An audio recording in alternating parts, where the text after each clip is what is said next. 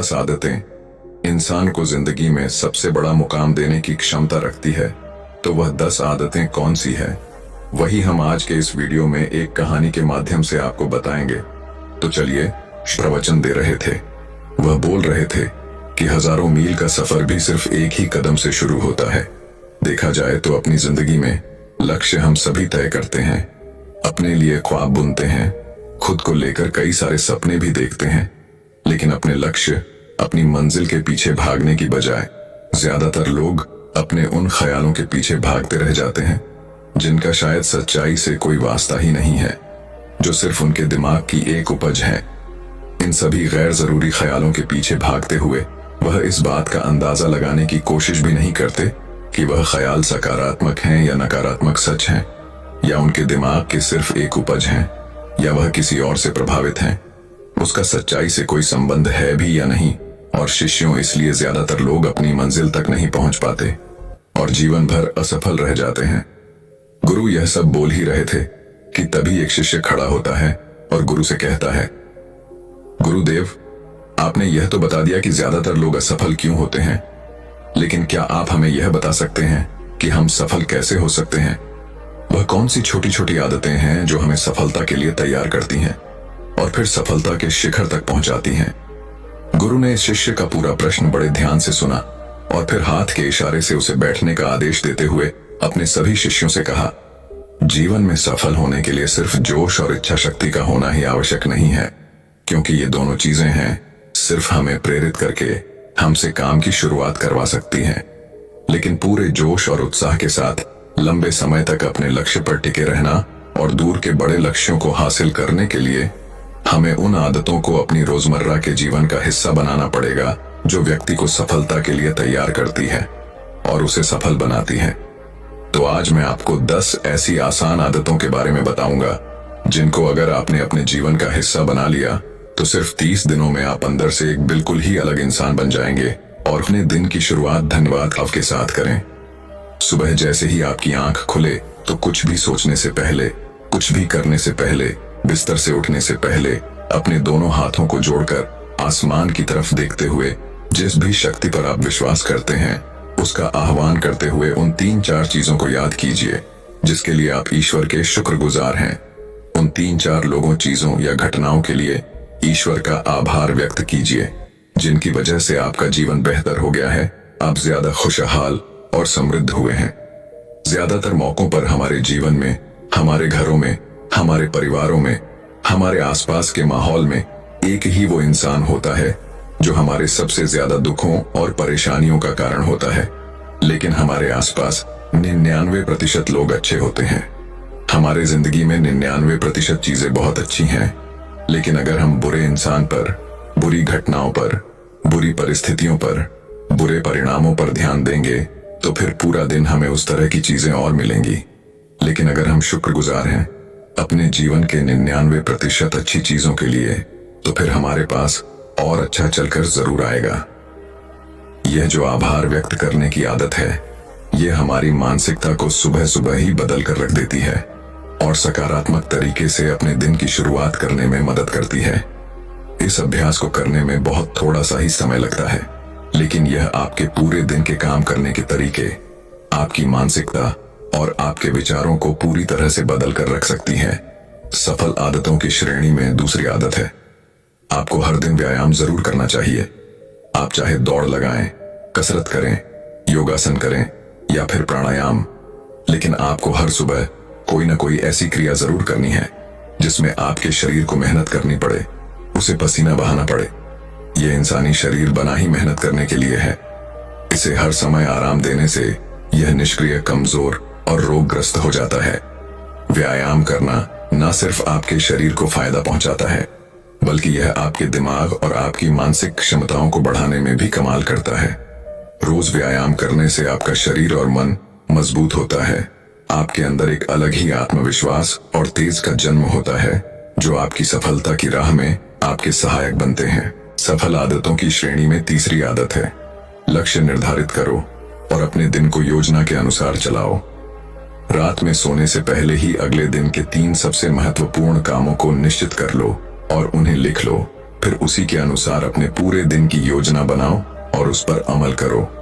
अगर कोई व्यक्ति योजना बनाकर अपने दिन की शुरुआत नहीं करता और कोई व्यक्ति काम कभी भी करता है, तो ऐसा व्यक्ति कभी भी अपने पूरे दिन का सदुपयोग नहीं कर सकता। हालांकि ज्यादातर लोगों को पता होता है कि उनके लिए कौन सा काम महत्वपूर्ण है और कल उन्हें कौन सा काम करना चाहिए, लेकिन फिर भी वो लोग उस काम को पूरा नहीं कर पाते और उसे टालते रहते हैं। और जो व्यक्ति अपने काम को समय पर पूरा ना करके उसे लगातार टालता रहता है, ऐसा व्यक्ति कभी भी बड़ी सफलता हासिल नहीं कर सकता। ज्यादातर लोगों का अपने काम को समय पर पूरा न करना और उसे लगातार कल पर टालते रहने का सबसे बड़ा कारण है उनके अंदर आत्म अनुशासन का न होना। क्योंकि जो व्यक्ति आत्म अनुशासित है वह अपना हर काम समय पर पूरा करता है। सफल आदतों की श्रेणी में चौथी आदत है, आपको हर दिन कुछ न कुछ नया सीखना चाहिए या फिर कुछ न कुछ नया पढ़ना चाहिए। अगर आप हर दिन 1 से 2 घंटे का समय अपने लिए कुछ नया सीखने, पढ़ने या फिर अपने व्यक्तिगत विकास के कामों में नहीं लगा रहे हैं, तो फिर आप चाहे कितनी ऊंचाइयों पर हो, कितने ही समझदार और बुद्धिमान हो, आप जिंदगी में हारने ही वाले हैं। आप नीचे गिरने ही वाले हैं। किसी बुद्धिमान व्यक्ति ने कहा है कि सीखना कभी बंद नहीं होना चाहिए, क्योंकि लगातार अभ्यास से ही व्यक्ति महान ऊंचाइयों को हासिल कर सकता है। सीखने का कोई भी तरीका हो सकता है, जैसे अच्छी किताबें पढ़ना, अपने क्षेत्र के सबसे सफल लोगों की बातें सुनना, रोज अपने काम का अभ्यास करना इत्यादि। अगर आपको दुनिया के 1% सफल लोगों में शामिल होना है, तो लगातार सीखते रहने की आदत को अपने जीवन का अभिन्न हिस्सा बनाना ही पड़ेगा। सफल आदतों की श्रेणी में 5वीं आदत है, कम खाओ और अच्छा खाओ। यहाँ अच्छा खाने से मतलब है सात्विक आहार, यानी ऐसा भोजन जब पोषक तत्वों से भरपूर हो और आपके शरीर को कोई नुकसान ना पहुंचाए। देखा जाए तो भोजन हमारे शरीर के लिए औषधि है। भोजन शरीर के लिए सब कुछ है, क्योंकि शरीर को औषधि तो हम कभी कभार ही देते हैं, लेकिन इसे भोजन हर दिन देते हैं। तो हमारा शरीर कैसा होगा, यह हमारे भोजन की गुणवत्ता और उसकी मात्रा पर निर्भर करता है, क्योंकि शरीर को चलाने वाले सारे पोषक तत्व भोजन से ही मिलते हैं। इसीलिए कोई ऐसा भोजन मत करो जिसमें कोई पोषक तत्व ही ना हो और जिसे पचाना हमारे शरीर के लिए बोझ बन जाए। ज्यादा तला भुना और बासी भोजन मत खाओ। 3 सफेद से जितना हो सके उतनी दूरी बना।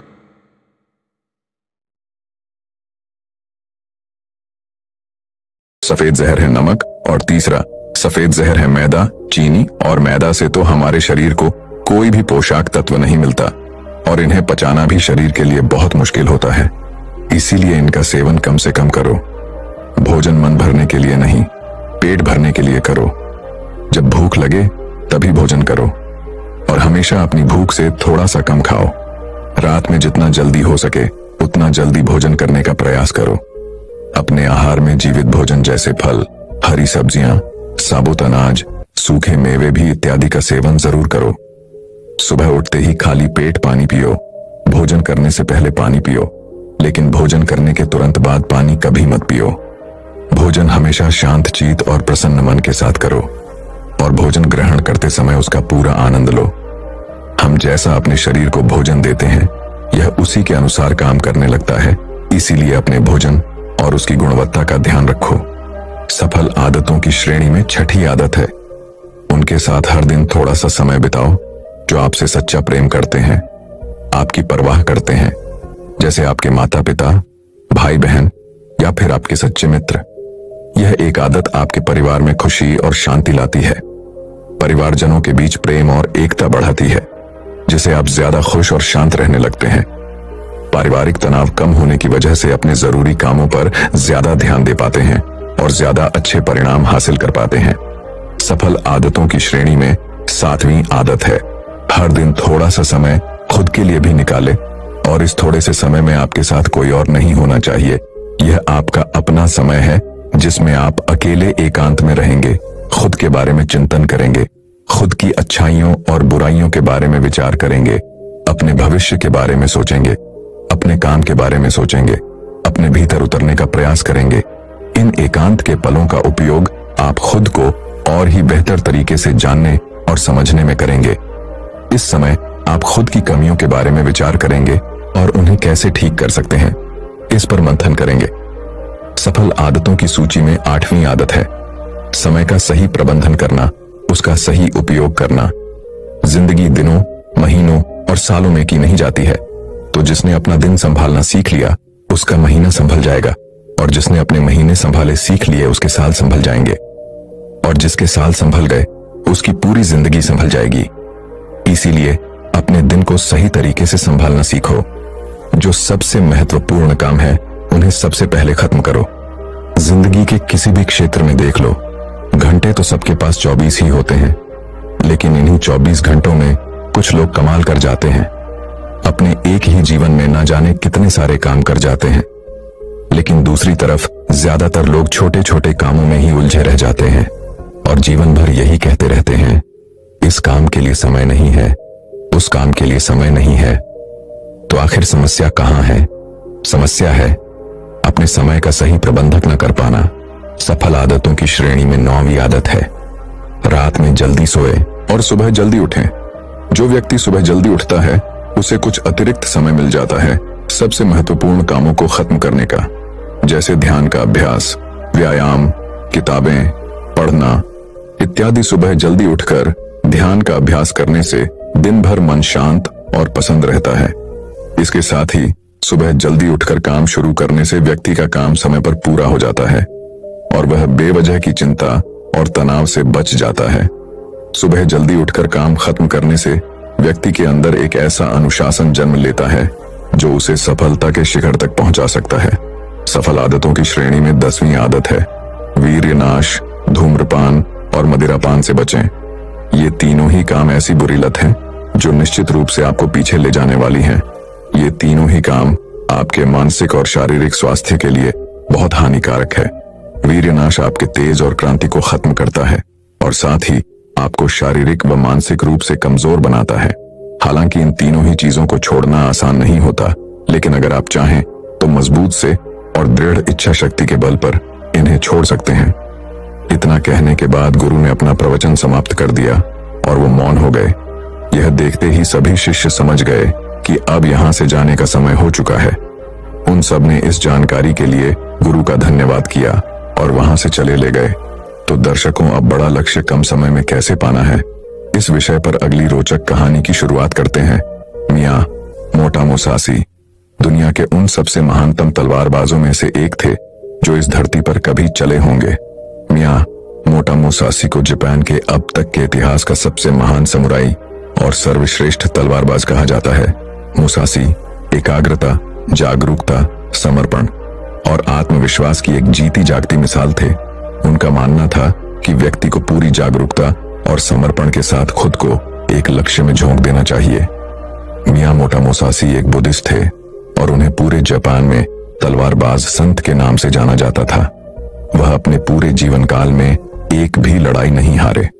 उन्होंने आज से 400 साल पहले ही पूरे जापान में घूम घूम कर उस समय के सबसे ताकतवर, खूंखार और निपुण योद्धाओं के साथ कुल 61 युद्ध लड़े और हर युद्ध में ही सामने वाले प्रतिद्वंदी को धूल चटाई। वह जीवन पर्यंत अपराजित रहे और पूरे देश की यात्राएं करते रहे। मियां मोटा मुसासी अपनी शिक्षाओं में एक एकाग्रचित होकर अभ्यास करने पर जोर देते हैं। वह कहते हैं कि हमारे बाहर ऐसा कुछ भी नहीं है जो हमें बेहतर, ताकतवर, अमीर और बुद्धिमान बना सकता है। सब कुछ हमारे भीतर है, इसीलिए कुछ भी अपने से बाहर मत ढूंढो। 17वीं शताब्दी में जापान के सबसे ताकतवर और प्रसिद्ध सम्राट होने के बाद भी उन्होंने अचानक से हिंसा का त्याग कर दिया और दुनिया के शोर शराबे से दूर जंगल की एक गुफा में रहने लगे, जहां उन्होंने कई महीनों तक गहरे ध्यान का अभ्यास किया। अपनी मृत्यु के सिर्फ 7 दिन पहले उन्होंने अपने चहेते शिष्य के लिए एक किताब लिखी और उसे नाम दिया डो कोडो, जिसका मतलब है आर्ट ऑफ वॉकिंग अलोन, यानी अकेले चलने की कला।